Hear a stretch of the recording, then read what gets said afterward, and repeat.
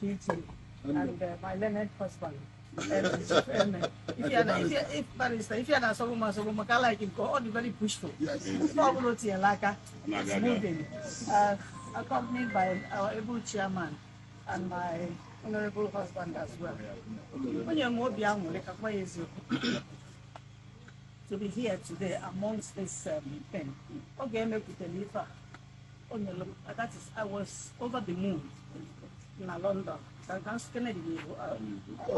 Not too much because I'm the security a big issue in Nigeria and the Navy generally as well. Because I'm no way the man, I'm an ego to the Navy.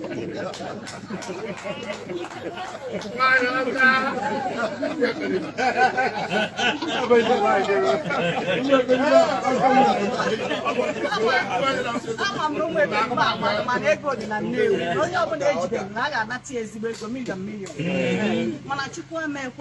I can tell you, a few years ago, the moon wife there, what to blow me an What my mother-in-law then do, what guy and one if you come, no, between the milk, but the man you of a family line, that's our house. Only I come here, but you find effect, and they save one.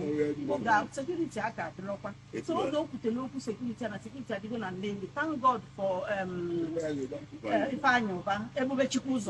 Na gozia afunu romi ananya na foto ka na afia na afifa na ede na video mana Chineke ga amanyeli amanyekwala unu abonde na cheda anyi inugo it is well no believe anyi mere Chukwu na ga agba unu ume and oge edebe unu nyekwa unu strength and energy if you will carry on anyi wa no nwa anyi otu aka lulu anyi I ga na eme otu aka lulu nwa anyi ka otokwasiri di So I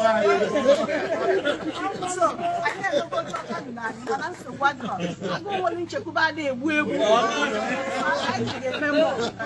so who don't you know Chani, may God bless us and move you forward. Amen. Plan.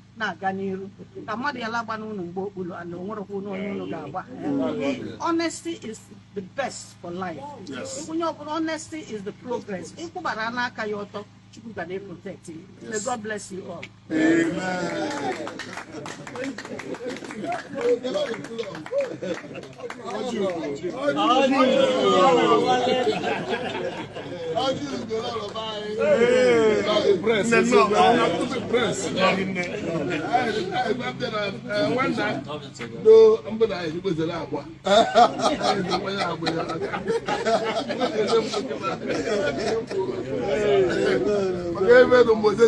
Yes.